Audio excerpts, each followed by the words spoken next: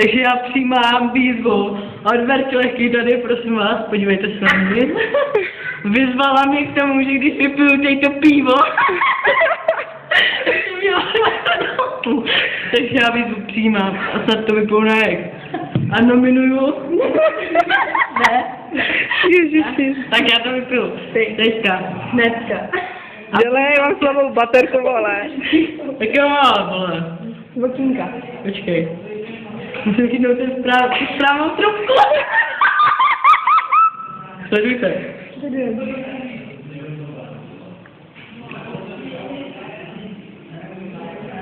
No ještě bude to tam. Trefila se správně, ty vole. Pičo, nejdu domů pěšky. Ještě něco napavíš. Dáme si cigáru. Tak jo. V nekuřáckém salonku budeme rebelové. Počkej, co to já si říznu.